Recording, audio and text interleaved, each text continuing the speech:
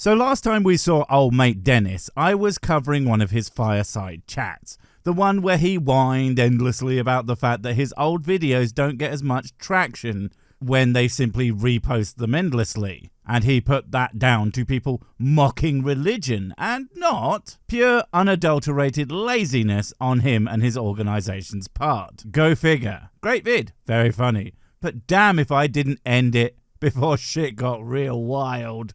If I had a book next to me, 73 sexual positions for better orgasm, they would go, wow. Yeah, I don't know if that's how an interaction is going down, Dennis. I think most people, if they see you next to sex books, they're going to back away slowly, avoiding direct eye contact and hoping that the second-hand embarrassment eventually fades. Or they probably just won't care. Either way, no one is giving you a wow other than, wow, you could read, Dennis?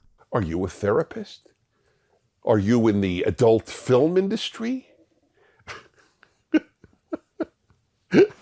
I'm only minimally exaggerating.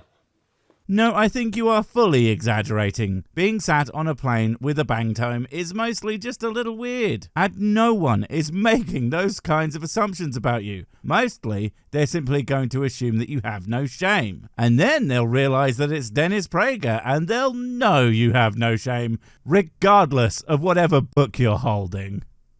That's how effective the mockery of religion has been.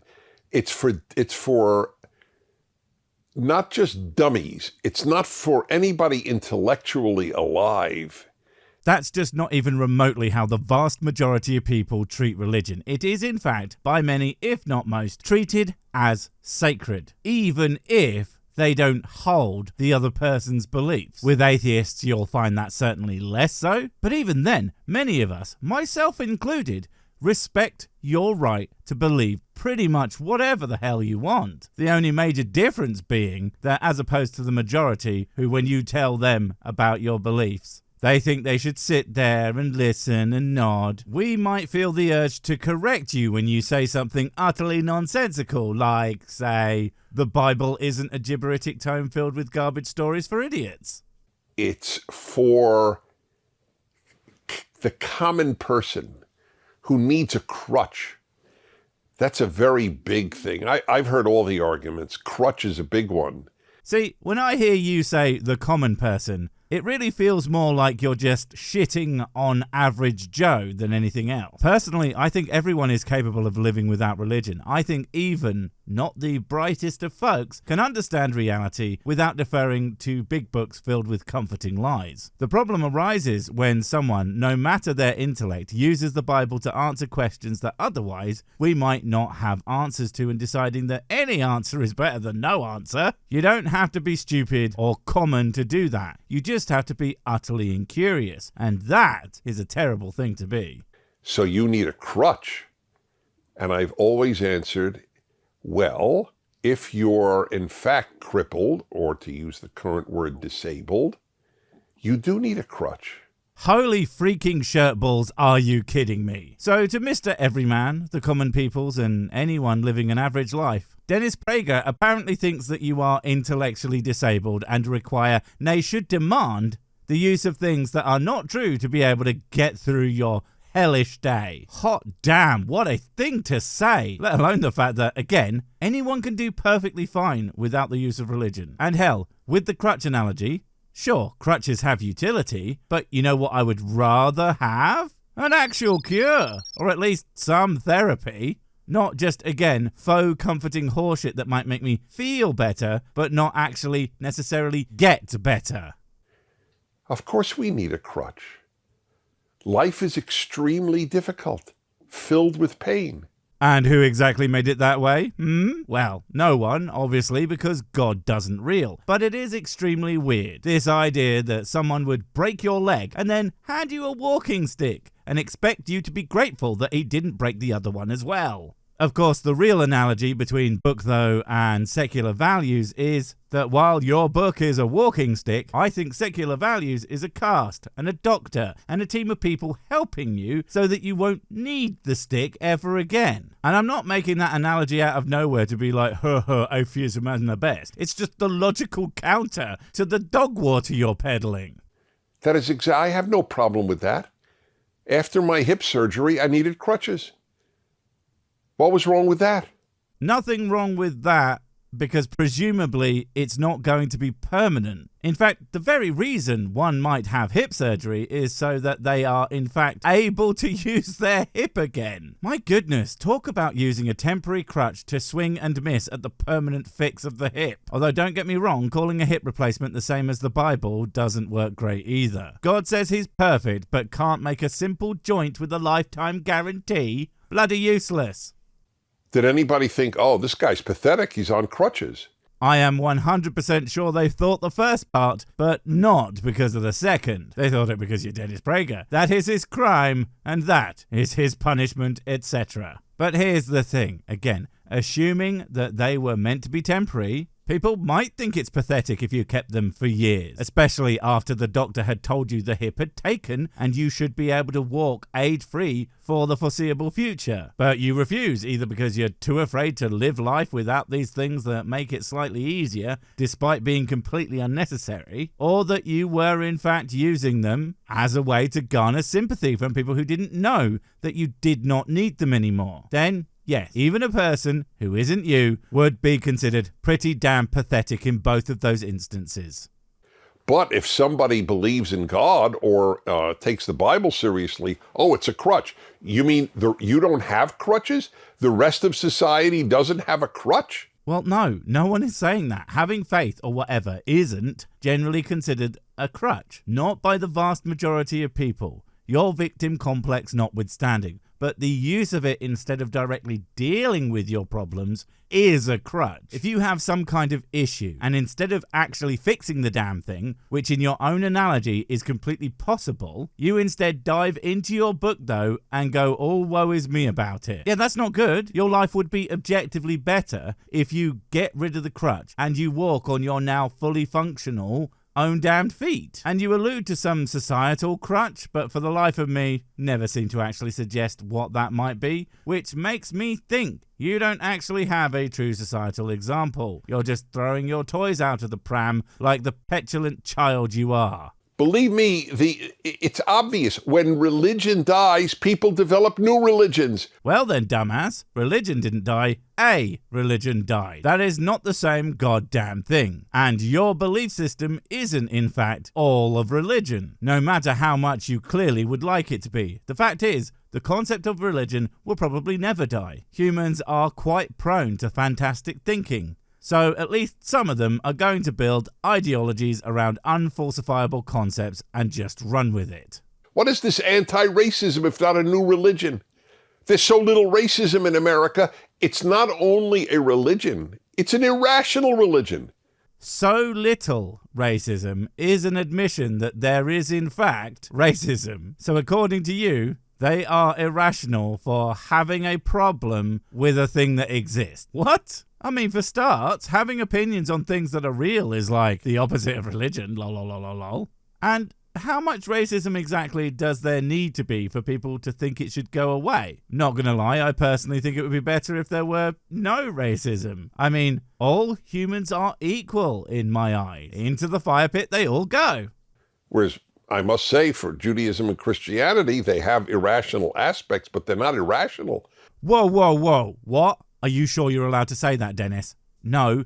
Did you not get the message? It's all 100% rational, from the dragons and the unicorns to the living inside of animals to all the other shit that didn't happen, aka every single one of the substantive supernatural claims. All true, even if they are bullshit. That's just how it works. Frankly, the fact that he even said that makes me wonder if he's not just one of them cultural Judeo-Christians. I mean, God, yeah, that shit's made up, but pretend he's real anyway, because the commoners need to believe. Some friggin' Voltaire, I'm not religious, but I hope my maid is shit right there. Although, to be fair, I'm not actually comparing the two. One of them was actually clever. There's a God who wants us to be good. How's that? Sounds good to me. Sounds effective to me. That's my religion in a nutshell. I think I'm right. His religion is, hey, you should be good because Skyman says so. And again, not me doing an atheist bit, that's literally what he's saying. And the fact is, no, frankly, there's zero religions that actually say, be good, and that's all. They tend to say all sorts of shit, and it's simply absurd to pretend that it's as basic as that. But then you go into the Abrahamic boys specifically, and they are absolutely full of do as you're told or we're gonna have problems, matey. Followed by a lot of things that you can or can't do that are just the complete opposite of what we understand to be moral today. But brainlets like Dennis will pretend that they actually are just as we think today in the book knows, and were all along, forgetting that we can actually check. It's also Micah's, if for those of you who are religious. And Micah 6:8 summarizes what? I think it's 6:8, might be 6:4. Maybe it's 13:5, 22:11. For a minute there, I wondered who the hell Mike was, and then I realized that he was doing scripture vomit. He probably means the one from the Bible, and I assume the verse he's struggling to arrive at with this Russell Brand style nonsense. It's pretty...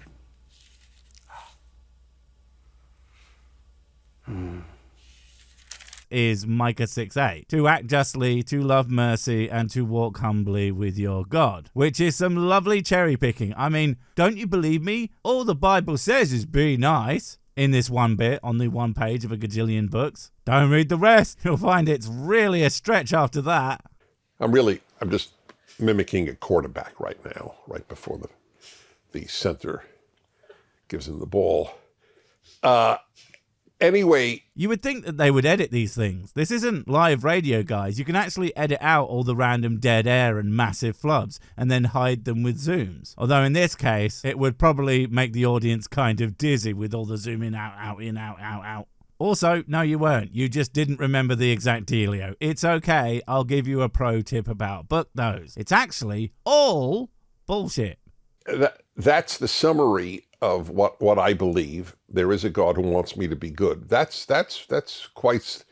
is my crutch. So your crutch is that you need there to be a God telling you to be good. You can't just not murder and assault and do all sorts of other horrendous shit without someone saying a thing I'm not even convinced you actually believe. Not gonna lie, Dennis, that's a pretty scary thing for you to say. Most of us, including, I would bet, most religious people. We don't kill people because God says so, but because we don't want to. You, on the other hand, are jumping at the bit to partake in some good old ultra-violence, apparently. I'll tell you my crutch. That there is ultimate justice. That is my crutch. I admit it. Ultimate Justice has to be the name of a Saturday morning anime, goddamn. And that's your crutch, is it? Sounds more like cope than a crutch, at least depending on how exactly you mean it, because basically, if you mean that the bad guys get the punish and the goodies get the niceys, because in the real world that doesn't necessarily happen, we call that an appeal to consequences. Just because you like the way or don't like the way something sounds doesn't make it true either way. Otherwise, I would currently be bathing in whiskey, not gonna lie, down, until I'm in the whiskey tub. The thought that this is all there is depressing. If it doesn't depress you, then you don't take it seriously. For a second, I was going to correct him, but he's kind of right. No, I don't take the idea that this is all there is seriously as a bad thing. I take it seriously that it's all there is, and pretending otherwise because you don't like it does not and will never change that fact, but it's not depressing to me because I'm stoked that I had the opportunity to exist as a sentient being for some amount of time at all, and I get to see and understand some pretty cool shit. I feel like a lot of people who treat this as a cosmic waiting room though are inclined to miss a lot of it, and that is depressing. And I don't mean for you, I mean just for others. You mean all these people who have been given horrible lives in history as slaves, as tortured people, as raped, you name it. Oh, look, another fallacy, an appeal to emotion. This thing can't be true because it makes me feel bad, and I should feel bad as well. Although, frankly, I'm not convinced this is anything but an attempt at emotional blackmail, and he doesn't actually give a single shit about bad things happening to anyone, other than the fact that he can use it as a blunt instrument to beat other people over the head with. I told you, ultra-violence. And you're okay with, sorry, Charlie, that's the way the cookie crumbles. No, I'm not okay with that. It sucks, but there's literally nothing I can do about it. Although I'm thankful that we can and do learn from those injustices and improve things into the future. Hopefully more and more so, even if that is not always seeming to be the case. Also, just because there's nothing I can do about the past's problems doesn't mean I'm celebrating it as you appear to be. Because that's just it. People like Dennis, they talk a big game about being good, but it's their admissions about what they think they would do if they were someone else that proves their true character. And of course, Dennis is kind of a dick. What a shonk. I'm not okay with that. I have a crutch. There is a God, and there is ultimate reward and ultimate punishment. There is ultimate justice. Kind of proving my point about the crutch, meaning that you're not going to put in the hard work to improve the situation right now. Because that's the thing. Thinking, oh, they'll get justice eventually is an awfully convenient reason not to bother trying in the first place. It means that starving kids in wherever, well, their bellies will be full in heaven, so why bother getting food to them now? It makes you wonder why people like Dennis believe in earthly justice at all. I mean, everyone's going to get theirs eventually. It shows there's a real disconnect between what he says he believes and what he actually believes. I believe that I will in some way be reunited with my loved ones after my death. Well, isn't that nice? You have loved ones. Makes you wonder, though, what's the justice for someone who was locked in a cupboard and abused to death? What loved ones are they going to see? What amount of good things happening could ever make up for being put in that situation, apparently by God in the first place? That's the problem with this phony ultimate justice shit. It's not real because it's not possible, even with magic, at least not without turning someone into not the same person anymore by deleting those memories and replacing them with nice ones, which is a whole other kind of injustice. That's my crutch. I fully acknowledge it. Your crutch is wishful thinking, nonsensical outcomes, and the fact that you don't even understand what a crutch is, what it's for, or how it's supposed to work, and be utterly temporary. Brilliant. That way, I don't have to have a crutch of political religion, which is what we now have. And then cap it all off with an incoherent and meaningless term for what we already called things anyway, which is an ideology. That's the thing about people like Dennis. They need everything to be a religion so that he can pretend the one that he pretends to believe isn't as ridiculous as it and he so clearly are. Bye!